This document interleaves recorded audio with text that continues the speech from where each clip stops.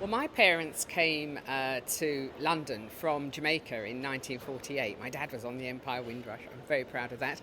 And they came to London because it was a place that they really thought they knew, because it was the seat of empire. It was the seat of the mother country. And so my mum really thought that, London was going to be Jamaica, but without the sun. I discovered Soho when I came to London in the early 80s.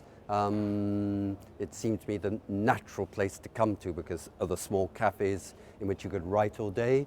And also you met interesting people in the street who would give you money and help you if you were a writer.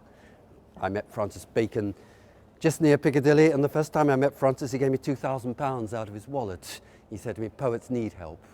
I moved to Fitzroy Square in 2002. I'd been living in Oxford before then. I hadn't lived in London for 18 years. And at the same time, I was beginning to think of a novel that would take place within a single day. I would make direct use both of the house, the square, Fitzroy Square, and this particular part of Fitzrovia. Everybody thinks London's their city, but it's not, it's mine. And so it's sort of not so much a sense of responsibility when I write about it, but a sense of trying to put over what it means to me. Soho to me has always been a bohemian psychogeographic network. I feel when I come here to write, my veins are in fact the streets. I did a whole series of plays about the East End for Radio 4. But in those plays, if it doesn't touch me, it's not going to touch an audience. And you mustn't go too far away from where you are. Colin McInnes is Absolute Beginners, the kind of mods British pop kind of Bible that is set partly in Soho and partly in Notting Hill.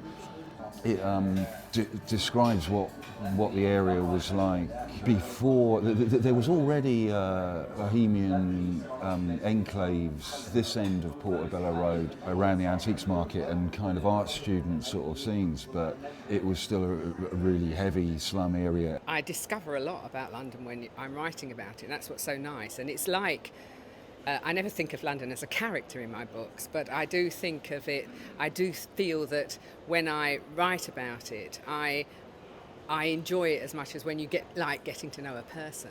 As I came to know the area, that changed the writing. I mean, it was, in other words, having made the decision to let the immediate locale and the house itself shape the novel, it was more. And I could hardly call it research. It was just my own sort of feelings. It was pretty integral. One of the things that I was happy to be able to do when I wrote The Long Song, which is about slavery, and it's set in Jamaica, but one of my characters has actually come to London, and it's the London of the 1850s, 1850s. And I really enjoyed finding out about that. And it's around sort of Fleet Street, because my character becomes a printer. And it was such a wonderful experience to actually sort of immerse yourself in the London of that time. It's like going to another country. For me, places and the setting is one of the main. I have to smell it. London, Soho, of course, was important to me as an enthusiast and addict of J.G. Ballard's novels. And so I quickly got the idea that, yes, dystopian, urban, which can be transcended into apocalyptic visionary. Pick up on the whole sci-fi, cyber connotations of the place, whack it into your poetry and into your fiction, and you've kind of got a mini cosmos. This is how I knew Francis Bacon. New to the cities, nubby underworld.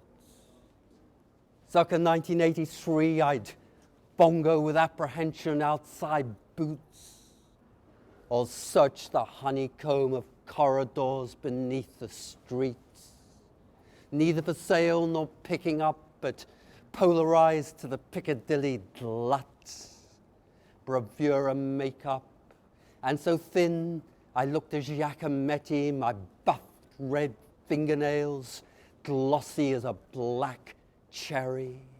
Look at that, huh? Green and blue rain. Where was I born after I was born? Well, I was truly born in Whitechapel Library, you know. Therefore, it's like a rebirth, and it's like hard to talk about rebirth, you know. It didn't change anything. It just gave me a great well of joy. And the reference library, where my thoughts were to rage, I ate book after book and page after page. I scoffed poetry for breakfast and novels for tea and plays for my supper. No more poverty. Welcome, young poet. In here you are free to follow your star to where you should be. That door of the library was the door into me. And Locker and Shelley said, come to the feast. Whitechapel Library, Aldgate East.